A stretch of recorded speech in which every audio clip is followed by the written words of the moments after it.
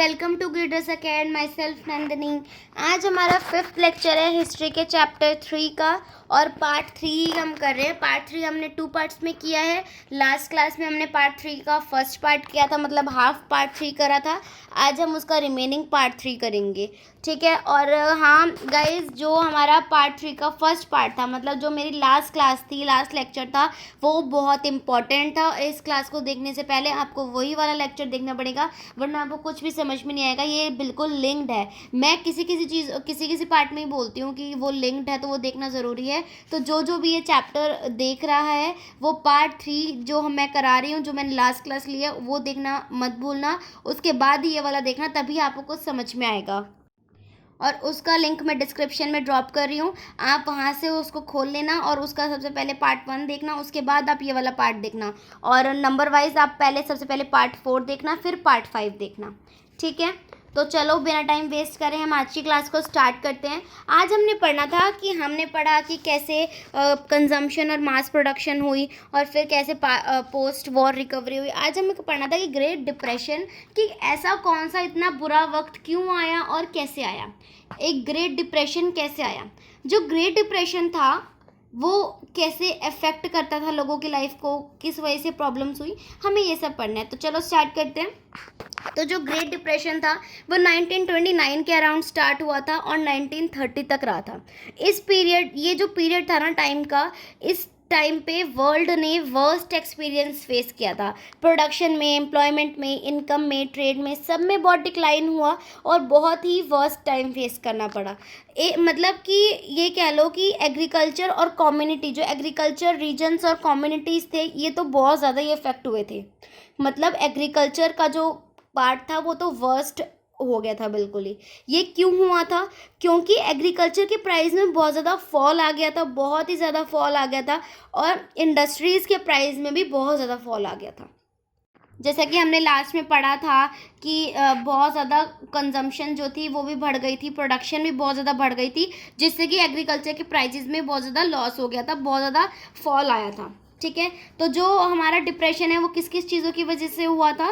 Post war world economy में हमने ये पढ़ा था कि जब प्रोडक्शन बहुत ज़्यादा, पहला तो ये कि ओवर प्रोडक्शन की वजह से, ओवर प्रोडक्शन सबसे बड़ी प्रॉब्लम थी। ओवर प्रोडक्शन की वजह से एग्रीकल्चर के प्राइसेस कम हो गए, गिर गए बिल्कुल। जब प्राइसेस कम हो गए, गिर गए, तो इनकम बिल्कुल डिक्लाइन हो गई। फार्मर ने अपना प्रोडक्शन एक्सपेंड करने की कोशिश करी कि वो ज़्यादा से ज़्यादा प्रोड्यूस कर पाए, ताकि उसे उतना ही पैसा, मतलब प्रोडक्शन ज़्यादा कर पाए ताकि उसे उतना पैसा मिल सके कि वो अपना घर चला सके नॉर्मली, ठीक है। तो उससे क्या हुआ कि फार्मर ने क्या करा, एक्सपेंड किया अपना प्रोडक्शन और लार्ज वॉल्यूम में प्रोड्यूस किया मार्केट में, और मेंटेन करी अपनी ओवरऑल कंजम्पशन, जिसकी वजह से मार्केट के अंदर बहुत ही खाने पीने का, मतलब जो राशन था उसकी भरमार हो गई थी। प्राइसेस डाउन होते गए। तो उससे क्या हुआ कि जो बायर था वो भी, मतलब वो तो नॉर्मल क्वांटिटी में ही खरीद रहा था, पर लेकिन फार्मर को लॉस हो रहा था, वो डेट में जाता गया। दूसरा ये था उसका रीज़न कि 1920s के मिड में बहुत सारी कंट्रीज़ ने फाइनेंशियल प्रॉब्लम्स फेस करी और यूएस से लोन लिया। जब उन्होंने यूएस से लोन लिया तो उन्होंने बहुत हाई रेट ऑफ इंटरेस्ट पे लिया, जो कि बिल्कुल भी सही बात नहीं थी। और जो लेंडर्स थे यूएसए के, वो जो यूएस के जो लेंडर्स थे, वो सबसे बड़ा साइन ऑफ ट्रबल थे।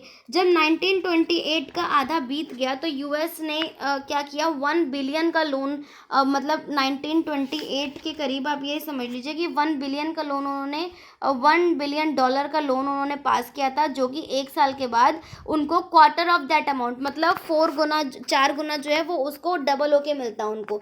तो इस चक्कर में क्या हुआ, बहुत सारी कंट्रीज यूएस पे ही डिपेंड हो गई थी, यूएस के लोन पे डिपेंड हो गई थी, और उनको बहुत ज़्यादा क्राइसिस फेस करनी पड़ी। जब यूएस के लोन विड्रॉ करने की टाइम आए तो रेस्ट ऑफ द वर्ल्ड, जो यूएस को छोड़ के बाकी जो वर्ल्ड था वो हिल गया था, वो नहीं पे कर पा रहा था। तो इससे क्या हुआ, यूरोप में भी मतलब बैंक्स जो थे, बैंक्स के दिवाले निकल गए, बैंक्स बिक गए सारे, करेंसीज़ की वैल्यू बिल्कुल ख़त्म हो गई।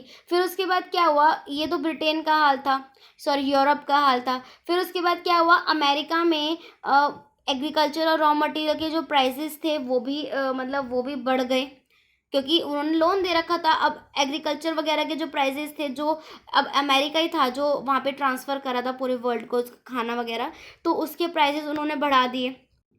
अब क्या था कि जैसे दूसरा वर्ल्ड क्राइसिस फेस कर रहा था, जब कभी यूएस का टाइम आया क्राइसिस फेस करने का, तो उसने अपनी इकोनॉमी को बचाने के लिए सारे जो भी इंपोर्ट ड्यूटीज़ वगैरह के जो प्राइसेस थे उसको डबल कर दिया।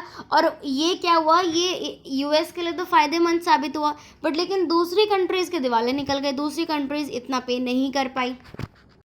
फिर उसके बाद क्या हुआ कि जो डिप्रेशन था उससे जो यूएस थी वो भी एक इंडस्ट्रियल कंट्री थी, और ऐसा नहीं था कि वो डिप्रेशन से इफेक्ट नहीं हुई थी, वो भी इफेक्ट हुई थी। जब प्राइसेस गिर गए और डिप्रेशन बढ़ता गया तो यूएस बैंक्स को भी लोन लेना पड़ा थोड़ा बहुत। ठीक है, तो अब जो फार्म्स थे वो अपने हार्वेस्ट को नहीं बेच सकते थे। ठीक है, हाउस होल्ड जो थे वो ख़राब होते गए, बिजनेस जो थे वो कोलैप्स हो गए। इससे क्या हुआ कि जो लोग थे, काफ़ी ज़्यादा लोग जो थे वो पे ही नहीं कर पाए अपना लोन। जो उन्होंने यूएस के लोग, यूएस वाला ही जो लोन था, मतलब जो यूएस के लोगों ने ले रखा था, कुछ लोग ऐसे थे, मतलब काफ़ी लोग ऐसे थे जो कि अपना लोन जो था, जो उन्होंने बोरो कर रखा था, वो वापस नहीं कर पाए, जिनकी वजह से उनको अपनी गाड़ी, अपना घर और अपना कंज्यूमर ड्यूरेबल्स, मतलब जो जो भी उनके पास सामान था वो उनको बेचना पड़ा। फिर उसके बाद क्या हुआ कि अनएम्प्लॉयमेंट ज़्यादा फैलने लगा, बैंक्स कोलैप्स होने लगे। फिर उस अनएम्प्लॉयमेंट की वजह से लोग दूर दूर जाने लगे, अलग अलग कंट्रीज़ में जाने लगे मतलब काम वगैरह ढूंढने के लिए। ठीक है, फिर उसके बाद क्या हुआ, बैंक कोलैप्स हो गए और अपनी इन्वेस्टमेंट को रिकवर किया उन्होंने, और लोन्स जो दे रखे थे वो कलेक्ट करे ताकि वो डिपॉजिटर्स को पे कर पाएँ दोबारा से। थाउजेंड्स ऑफ बैंक जो थे वो बैंकरप्ट हो गए और बंद हो गए। मतलब कि अगर आप नंबर्स के भी आप पे देखो तो 1933 में 4000 बैंक्स जो थे वो क्लोज हुए, और 1929 से 1932 के बीच में उनके मतलब 1,10,000 कंपनीज जो थी वो कोलैप्स हुई। 1935 में एक जो मॉडेस्ट इकोनॉमी रिकवरी थी वो इंडस्ट्रियल कंट्री के अंडर आ गई। तो ये सारे इफ़ेक्ट्स हुए। मतलब डिप्रेशन का शिकार जो थे वो सिर्फ कुछ कंट्रीज़ नहीं, यूएस भी हुई। यूएस में भी बहुत ज़्यादा बैंक कोलैप्स, मतलब कंपनीज कोलैप्स हुई, बैंकरप्ट साबित हो गए, तो बैंक्स बंद हुए, तो ये सब कुछ हुआ। तो ये तो हमारा था कि कैसे डिप्रेशन हुआ। बहुत ग्रेट डिप्रेशन आया 1929 में, जिसने सबको अफेक्ट करा, सारी कंट्रीज़ को अफेक्ट करा। अब उसके बाद आएगा हमारा India and the great depression. अब इंडिया को कौन सा डिप्रेशन फेस करना पड़ा, या इंडिया के साथ क्या क्या हुआ पर्टिकुलरली। तो देखो इंडिया के साथ क्या हुआ था, सारी इकनॉमीज जो थी वो प्रॉब्लम फेस कर रही थी, क्राइसिस फेस कर रही थी, पर लेकिन पर्टिकुलर इंडिया के साथ क्या हुआ था, अर्ली 20th सेंचुरी में बहुत ज़्यादा क्राइसिस पूरे वर्ल्ड ने फेस करे। तो अब क्या था कि हर एक कंट्री इंटरकनेक्टेड थी। ऐसा नहीं था कि कोई कंट्री फेस करेगी कोई कंट्री फेस नहीं करेगी, ऐसा नहीं था। 19th सेंचुरी में आपने पहले देखा होगा कि इंडिया जो था, कॉलोनियल इंडिया जो था हमारा, वो क्या हो गया था, एग्रीकल्चर गुड्स का एक्सपोर्टर हो गया था, और इम्पोर्टर किसका था, वो मैन्युफैक्चरर्स का। मैंने पहले बताया था आपको, आगे मैंने इससे पहले बताया था कि वो एग्रीकल्चर गुड्स का एक्सपोर्टर था और मैन्युफैक्चर गुड्स का इम्पोर्टर था।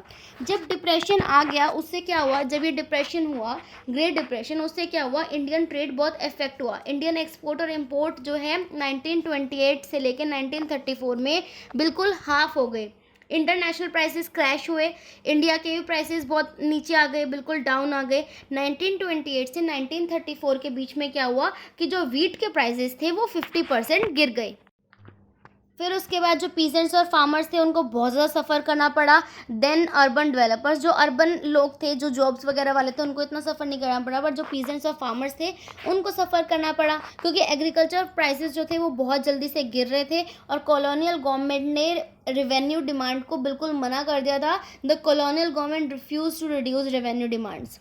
ठीक है, जो पीजेंट्स थे वो पूरी वर्ल्ड मार्केट के लिए जो प्रोड्यूस कर रहे थे, मतलब जो पूरे होल वर्ल्ड में एक्सपोर्ट करते थे, उनको सबसे ज़्यादा हिट हुआ था, क्योंकि सामान जो था वो बहुत सस्ता हो गया था। फिर उसके बाद ये है कि आप एक एग्जांपल से समझ सकते हो, जैसे कि बंगाल था। जो बंगाल है वो प्रोड्यूसर किसका है, जूट प्रोड्यूसर है। वो क्या करता था, रॉ जूट उगाता था, प्रोसेस करता था फैक्ट्री में, और उनको गनी बैग्स बना के एक्सपोर्ट करता था। बट लेकिन अब गनी बैग्स के प्राइसेस भी एक्सपोर्ट कोलैप्स हुए। ठीक है, तो उसके जो रॉ जूट के जो प्राइसेस थे वो क्रैश हो गए, 60% गिर गए उसके प्राइसेस। पीजेंट्स जो पीजेंट्स जिन्होंने उगाया था, जिन्होंने इस उसमें लोन ले रखा था, बोरो कर रखा था कि हमें आगे जाके फ्यूचर में जो है रिकवर हो जाएगा और हम लोन पे कर देंगे, पर लेकिन उनके तो 60% प्राइसेस ही गिर गए, तो वो रिकवर भी नहीं कर पाए, उन्हें प्रॉफिट भी नहीं हुआ, और वो रिकवर भी नहीं कर पाए, और वो ज़्यादा से ज़्यादा कर्जे में गिरते गए। ठीक है, तो वो कर्जे में आ गए। ये तो एक एग्जांपल था कि जो बंगाल जूट ग्रोअर्स थे वो क्या हुआ, वो बहुत ज़्यादा कर्जे में डूब गए। फिर उसके बाद क्या हुआ कि पूरी इंडिया में पीजेंट्स की जो कर्जदारी थी वो बढ़ती गई। उन्होंने अपनी सेविंग्स, मॉर्टगेज, लैंड यूज़ करी। उसके बाद जो ज्वेलरी उनके पास थी और कोई प्रेशियस मेटल वगैरह था वो उन्होंने बेच दिया अपना, तब फिर काम चलाया अपना बेच के। इन डिप्रेशन की ईयर में इंडिया जो था ना, वो एक्सपोर्टर किसका बन गया था, प्रीशियस मेटल्स का, जैसे कि गोल्ड हो गया। एक फेमस इकोनॉमिस्ट था जॉन माइनार्ड कीन्स, ठीक है, एक फेमस इकोनॉमिस्ट था जिसने ये वो किया था कि हम क्या करें, हम गोल्ड को एक्सपोर्ट करें जिससे कि हमारी ग्लोबल इकोनॉमिक रिकवरी जल्दी होगी। ठीक है, तो इससे क्या हुआ कि हमारी रिकवरी भी जल्दी हुई। फिर उसके बाद जो महात्मा गांधी थे उन्होंने सिविल डिसोबीडियंस मूवमेंट चला दिया 1931 में, जब ये डिप्रेशन चल रहा था। तो इससे क्या हुआ, इस डिप्रेशन से अर्बन जो लोग थे, जो अर्बन मतलब जो शहरों में रहने वाले लोग थे, उनके लिए तो ये कम नुकसानदायक साबित हुआ। क्यों? क्योंकि वो लोग तो कम प्राइसेस हो गई, इनकम उनकी फिक्स थी, लोग ज़्यादा से ज़्यादा जॉब ही करते हैं, उनकी इनकम फिक्स थी, प्राइसेस उनको कम मिले, तो उससे क्या हुआ, रेंट्स वगैरह उनको देने थे। पर लेकिन क्या हुआ, जैसे कोई लोग जो लैंड ओनर थे उनको रेंट मिल रहे थे प्रॉपर अपने टाइम से, तो उनके लिए कोई नुकसान नहीं था। जो जॉब करते थे उनको फिक्स सैलरी मिल रही थी, उनके लिए कोई नुकसान नहीं था। और उनको जो सामान था वो और सस्ते में मिल रहा था, तो उनके लिए इतना कोई ज़्यादा लंबी चौड़ी बात नहीं थी। पर लेकिन जो सबसे ज़्यादा जो इफ़ेक्ट हुई थी लाइफ, वो रूरल पीपल की हुई थी, जो गांव में रहते हैं, फार्मर्स, पीजेंट्स से, उनकी लाइफ इफ़ेक्ट हुई थी। तो ये था हमारा इंडिया का हाल कि इंडिया के साथ ऐसा ऐसा हुआ और इंडिया ने ये सब कुछ फेस किया। तो बस ये तो यहीं पे है। पार्ट 4 जो है मैं नेक्स्ट लेक्चर में कराऊंगी। आपका पार्ट 3 यहाँ पे ख़त्म हो गया है और पार्ट 4 मैं नेक्स्ट लेक्चर में करा दूंगी। अगर आपको इसमें कहीं से भी डाउट है, मैंने एनसीईआरटी में से पढ़ाया है प्रॉपर, अगर आपको इसमें कहीं से भी कोई भी डाउट है, छोटा सा बड़ा सा कोई भी डाउट है, आप मुझे कमेंट सेक्शन में कमेंट करके पूछ सकते हैं। और बस ये लेक्चर तो यहीं पे ख़त्म हो गया है। आगे पढ़ेंगे हिस्ट्री के ये 4-5 जो भी मैंने लेक्चर्स डाल दिए हैं वो अच्छे से पढ़ लीजिएगा। मैंने एक स्टोरी की तरह समझाया है आपको, वर्ड टू वर्ड समझाया है और मैंने एनसीईआरटी में से पढ़ाया है। तो कोई भी डाउट हो आप मुझसे पूछ सकते हैं। So I am ending this lecture here. Hope you like it, and if you like it then please give it a thumbs up and don't forget to subscribe to my channel. Okay, bye bye guys, take care.